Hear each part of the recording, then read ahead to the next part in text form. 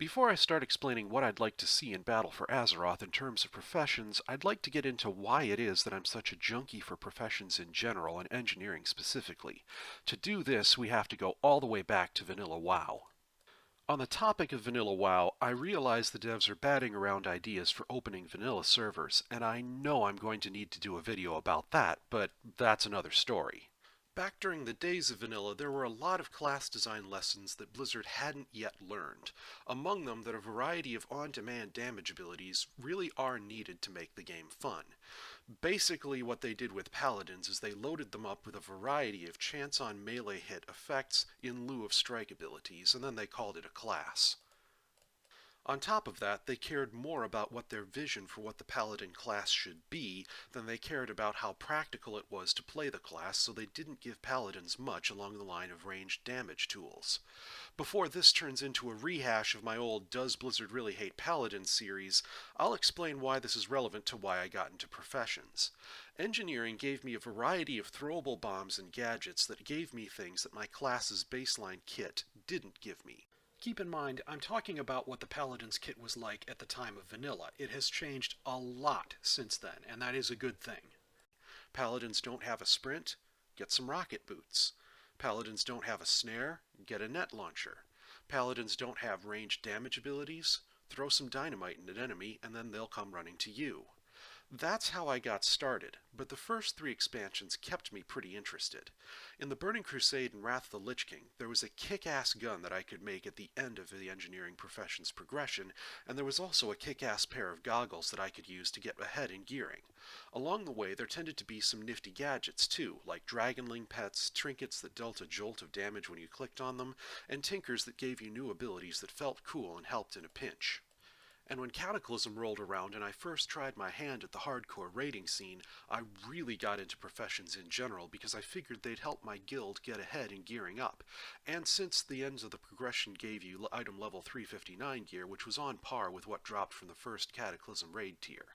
At that point, I didn't just pay attention to my own profession, but other professions as well, and I sent materials that I didn't need to other guild members so they could level their professions up. And the materials that engineers used to make these nifty gadgets I was talking about tended to be pretty sweet too. Gunpowder, metal that you shaped into casings and other special components, elemental reagents that gave your items an extra magic boost, gemstones to add some extra color and pizzazz, and for the strongest stuff you could make, rare metals that could only be produced once a day by a skilled miner or alchemist. The variety of those reagents, the work you put into getting them, the variety of the things you could make, and the sheer cool factor for the things that you do with those engineering items made engineering very attractive to me. However, around Mists of Pandaria, these cool factors began to slide. Elemental reagents started their slide towards being removed from professions in general in Mists. Gems no longer normally dropped from mining nodes and were used less frequently in our recipes, and even more variety went out the window when Mists went from 2 common metals and 1 uncommon to 1.5 common metals. And in Warlords, whew, it's like all the cool stuff professions used to have were forgotten in Warlords. There was only one component you could make so you could kiss variety goodbye. That one component was always a daily cooldown or something you had your NPCs in your garrison make for you, and that was annoying. And instead of 2 common metals and 1 uncommon, Blizzard went straight to 2 common metals. And they took out the step of smelting the metal ore into bars. To Blizzard, smelting might seem like an unnecessary step, but to me, removing the step of smelting metal ore into metal bars took some flavor away. On top of that, Blizzard has seemingly forgotten that anyone other than blacksmiths could smelt ore into bars when they added demon steel to the game. Jewelers and engineers could use demon steel, but they couldn't make demon steel. That was annoying. Now, Legion had pros and cons for engineering. The pros include that there was a logical storyline for the profession, and there were some recipes that were rewards for quests or other achievements or content that gave me an incentive to try content out that I never would have otherwise tried. So Blizzard actually did a pretty good job there. I loved the storyline behind engineering and how the Goblin engineers in Dalaran were repurposing weapons that they made for sale that were no longer selling due to all the artifact weapons everyone was getting.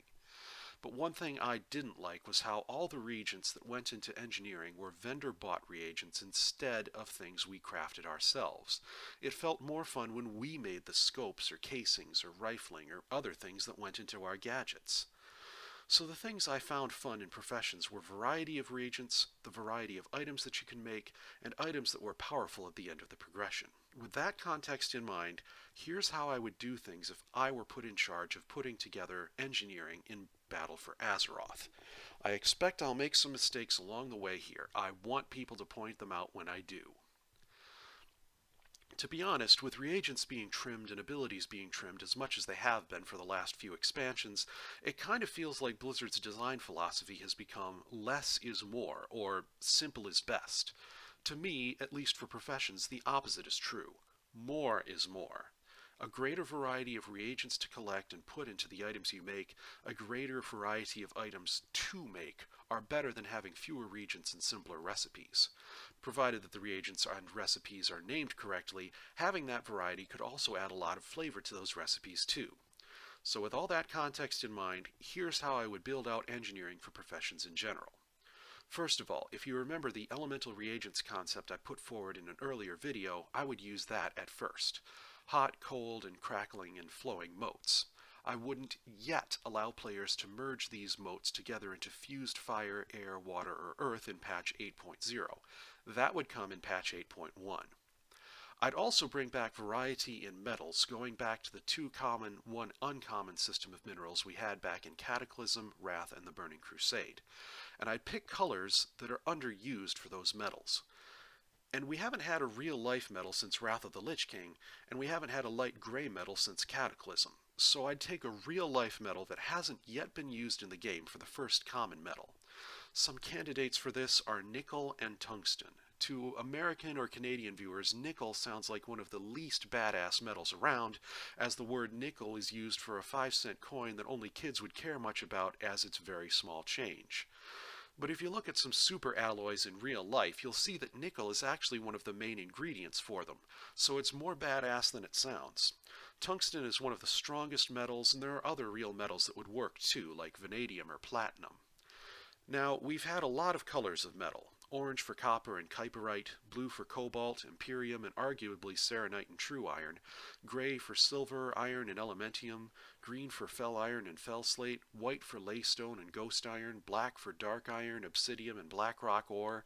Gold would be yellow, and pyrite and true gold are also yellow. Even purple was in this for corium back in the Burning Crusade. But never once in WoW's history have we ever had a red metal. So I would have one that's orangish red as an ore and blood red as a smelted bar and call it true copper. And yes, I would bring back Wrath of the Lich King style smelting as well, and have smelting be again attached to mining, not something that's attached to blacksmithing. For the uncommon metal that functions as a rare spawn, I would call it void copper. It would be a purple metal, which we haven't had since the Burning Crusade. It would fit in perfectly with the void lore that we have been pushing for the post-Legion content. It would give a perfectly lore-logical explanation for why some true copper nodes occasionally appear as void copper instead.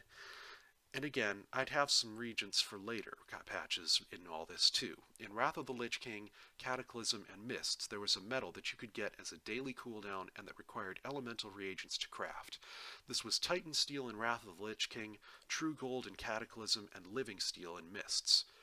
Once fused elements are introduced in patch 8.1, I'd allow a skilled alchemist or maybe a skilled miner to turn fused fire, fused earth, and fused water together with 3 void copper bars into a purified yellow metal called orichalcum. Orichalcum is a fictional metal used in some other games like Kingdom Hearts or Final Fantasy, and we haven't yet seen orichalcum in WoW yet, and after it's introduced it would be used in newer recipes in later patches. I'll be going back into reagents in a little while, but I'd like to talk about some of the craftable items before I get back into them.